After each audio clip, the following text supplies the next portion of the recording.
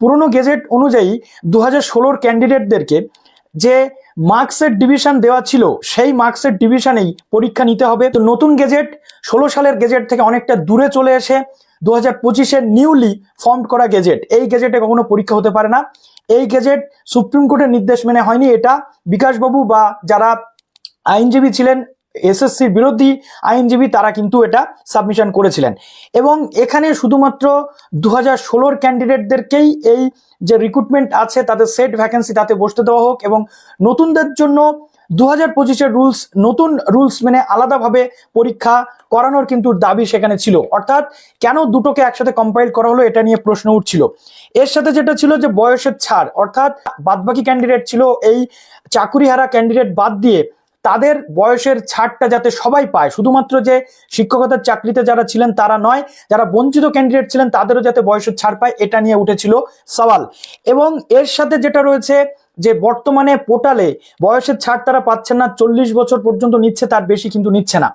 এর সাথে যেটা ছিল যে মার্কসের যে ডিভিশন, সেই ডিভিশনটা যেটা ছিল যে টেন্টেড ক্যান্ডিডেট অর্থাৎ অভিযুক্ত দাগি চিহ্নিত যারা ক্যান্ডিডেট তাদেরকে কেন ফর্ম ফিল আপের সুযোগ দেওয়া হচ্ছে, তাদেরকে কেন বাদ দেওয়া হচ্ছে না, এটা বলা হয়েছিল।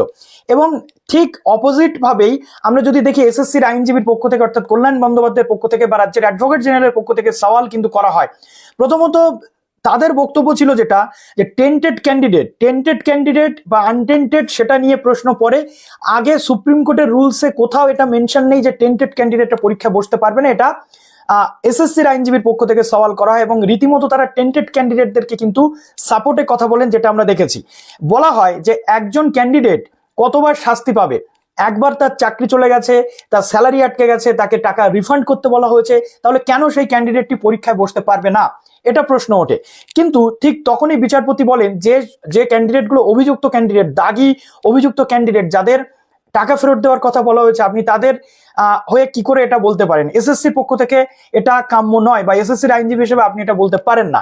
পরবর্তী ক্ষেত্রে বিকাশবাবু কিন্তু সওয়াল করেন, এবং এখানে আমরা যেটা দেখতে পাচ্ছি যে কল্যাণবাবুর পক্ষ থেকে এটাও বলা হয় যে 2016 সালে যারা আনসাকসেসফুল ছিল তাদেরকে তো কোনো তদন্ত করা হয়নি, টেন্টেড তাদের মধ্যেও থাকতে পারে। তাহলে শুধু যদি আনটেন্টেড অর্থাৎ অভিযোগ ছাড়া যোগ্যরা সুযোগ পায় এই পরীক্ষাতে, তাহলে আনটেন্টেডদের সাথে সাথে যারা 2016 সালের আনসাকসেসফুল ক্যান্ডিডেট তারাও যাতে পরীক্ষা না বসতে পারে সেই ব্যবস্থা করা হোক, এরকম আর্গুমেন্ট আমরা দেখেছি বহুক্ষণ ধরে।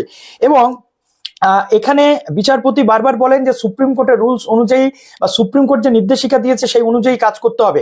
এবং একাধিকবার এখানে বলা হয় যে পরীক্ষার ডেট পিছবে নাকি, এটা পরের প্রশ্ন। ফর্ম ফিল আপের ডেট যাতে 1 মাস এক্সটেন্ড করা হয়, কিন্তু বিচারপতি বলেন যে ফর্ম ফিল আপের ডেট যদি এক্সটেন্ড করা হয় তাহলে কিন্তু কোনো মতেই সুপ্রিম কোর্টের যে নির্দেশিকা সেই অনুযায়ী কাজ করা সম্ভব হবে না, অর্থাৎ পরবর্তী ক্ষেত্রে কিন্তু সেটা নিয়ে প্রবলেম হবে। এবং হাইকোর্ট এই বিষয়ে হস্তক্ষেপ করতে পারে কিনা এটা রাজ্যের অ্যাডভোকেট জেনারেল কিন্তু কোশ্চেন করেছিলেন। এবার যেটা আমরা দেখতে পাচ্ছি যে 2016 সালের যে ক্যান্ডিডেট গুলো রয়েছেন তাদের কথা এখানে বারবার বলা হয়েছে। এবং সবচেয়ে গুরুত্বপূর্ণ পার্ট যেটা কোর্ট আজকে আমরা যেটা দেখলাম যে কোর্টের পক্ষ থেকে 60+10+10+10+10 যেটা নতুন স্ট্রাকচার করা হয়েছে, teaching experience included. Teaching experience কেন যুক্ত হবে এটাও বিকাশবাবুদের পক্ষ থেকে সাবমিশন ছিল, এটাকে বাদ দেওয়া দরকার বা এই রুলস কোনো মতেই মান্যতা পাওয়া উচিত না, এটা তারা প্রশ্ন করেছিলেন। কিন্তু বিচারপতি সেখানে বলেন যে কোর্ট কোনোভাবেই এই নাম্বার বিভাজন বা রুলসের বাদবাকি যে বিষয় এখানে হস্তক্ষেপ করতে পারে না।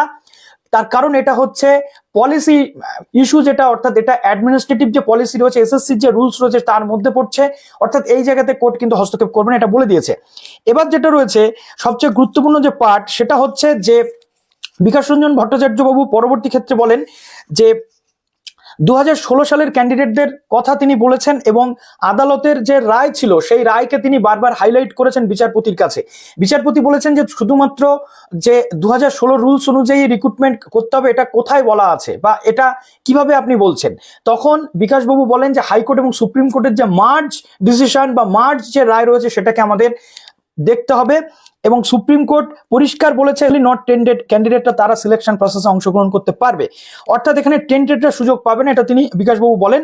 পরবর্তী ক্ষেত্রে আমরা যেটা দেখতে পাচ্ছি যেটা রায় এসেছে সেটা কিন্তু খুব পরিষ্কার। ক্যালকাটা হাইকোর্টের পক্ষ থেকে যেটা বলে দেওয়া হলো যে এই যে নিয়োগ প্রক্রিয়ার গেজেট, এটাতে হাইকোর্ট অন্য কোনো দিকে হস্তক্ষেপ করছে না, না মার্কস ডিভিশন, না এজ রিল্যাক্সেশন, না কোনো কিছুতে। হাইকোর্ট শুধুমাত্র বলে দিল আজকে অর্ডার কপিতে ঐতিহাসিক রায়, দাগি বা চিহ্নিত অযোগ্য চাকরি প্রার্থীদের নিয়োগ প্রক্রিয়া থেকে বাদ দিতে হবে। সোমবার এসএসসির যে বিজ্ঞপ্তি সেটা নিয়ে আজকে কিন্তু ক্যালকাটা হাইকোর্ট জানিয়ে দিল, এবং বিচারপতি সৌগত ভট্টাচার্য স্যার জানালেন যে কোনো দাগি চিহ্নিত বা অযোগ্য প্রার্থী যদি ইতিমধ্যে আবেদন করে থাকেন সেই আবেদনপত্র বাতিল হবে। এবং বস্তুত হাইকোর্ট জানিয়ে দিল যে সুপ্রিম কোর্টের নির্দেশ মেনে নিয়োগ প্রক্রিয়া শেষ করতে হবে, এবং 31শে মেতে যে বিজ্ঞপ্তি এসএসসি দিয়েছিল তাকে সামনে রেখে নিয়োগ প্রক্রিয়া চালিয়ে যাওয়া যাবে। বিজ্ঞপ্তির বাকি অংশে কিন্তু আদালত কোনো হস্তক্ষেপ করেনি, শুধুমাত্র হস্তক্ষেপ করেছে যারা টেন্টেড ক্যান্ডিডেট তারা যাতে ফর্ম ফিল আপ না করতে পারে সেই জায়গাটাতে। অর্থাৎ এখনো পর্যন্ত যেটা আমরা দেখতে পাচ্ছি যে নতুন পুরনো যারা যা ছিল এটা নিয়ে আদালতে সেই অর্থে কোনো রকম ভাবে কিন্তু আলাদাভাবে স্পেসিফিক্যালি আদালত বলেনি। অর্থাৎ আদালতের যে পর্যবেক্ষণ সেটা যে 2016 সালে যদি কোনো একটা সাবজেক্টে 500 সিট থাকে, এখন সেটা 1000 হতেই পারে, তাহলে ফ্রেশ রিক্রুটমেন্টের ক্ষেত্রে সেই সিটটাও অবশ্যই ইনক্লুড হওয়া উচিত, বা অবশ্যই ইনক্লুড হলে সেটাতে কোনো আপত্তি থাকা উচিত নয়। এর থেকে পুরো পরিষ্কার যে আর কোনো সংশয় রইল না, এই যে রিক্রুটমেন্টের গেজেট বা নোটিশ অনুযায়ী আপাতত যে পরীক্ষা স্টেপ ফরওয়ার্ড তোমাদের হতে চলেছে, অর্থাৎ তোমরা পড়াশোনা করতে থাকো, কোনো বাদ যাওয়ার কিন্তু কোনো প্রশ্ন এখনো পর্যন্ত আজকের রায়ে এই গেজেটে নেই।